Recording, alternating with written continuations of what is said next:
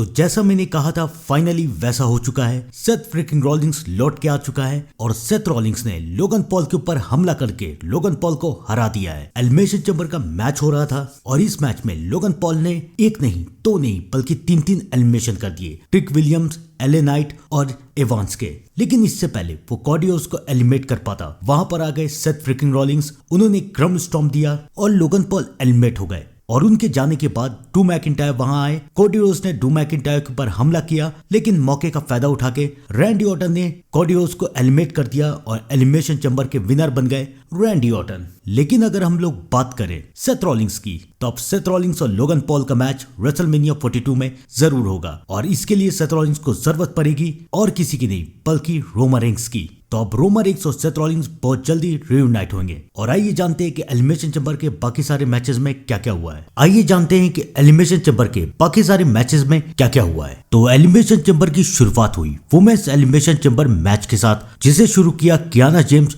और टिफनी ने। और उसके बाद नेक्स्ट में वहां पर आई आस्का, और कहना पड़ेगा कि शिकागो के फैंस आस्का को सपोर्ट कर रहे थे। आस्का के बाद बारी आई अलेक्सा ब्लिस की और अलेक्सा ब्लिस ने भी अपनी तरीके से रिंग को पूरा डोमिनेट कर दिया। उसके बाद आई रिया रिप्ले, लेकिन सबसे पहला एलिमिनेशन हुआ अलेक्सा ब्लिस का। कैसे?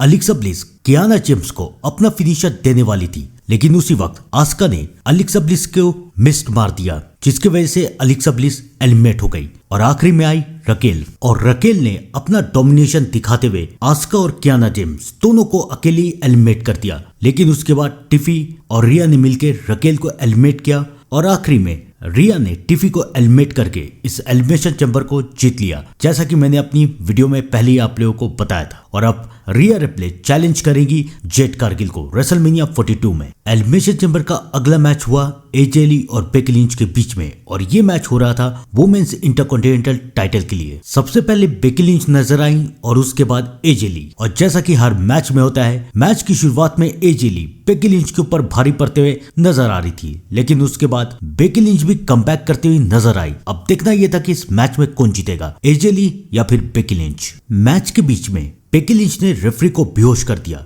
और इसी मौके पे एजे ली ने अपना सबमिशन दिया। बेकी लिंच ने टैप आउट भी किया, लेकिन रेफरी वो देख नहीं पाई और इसका फायदा उठा के फिर बेकी लिंच ने एजे ली के ऊपर अटैक करना शुरू कर दिया। उसके बाद बेकी लिंच ने एजे ली को अपना फिनिशर भी दिया, वो भी स्टील चेयर पे, लेकिन एजे ली ने किक आउट कर दिया। और मैच के आखिरी पल में बेकी लिंच खुद टर्नबकल से टकरा गई और फिर एजे ली ने अपना सबमिशन देके बेकी लिंच को टैप आउट करवाया और एजे ली बन गई new intercontinental champion. Elimination chamber का नेक्स्ट मैच था CM Punk versus Finn Balor, और ये मैच हो रहा था वर्ल्ड हैवीवेट टाइटल के लिए। इस मैच में फिन बैलर ने जीतने की बहुत कोशिश की, लेकिन जैसा कि मैंने कहा था, इस मैच में सीएम पंक ने फिन बैलर को हरा के अपने टाइटल को बचा लिया।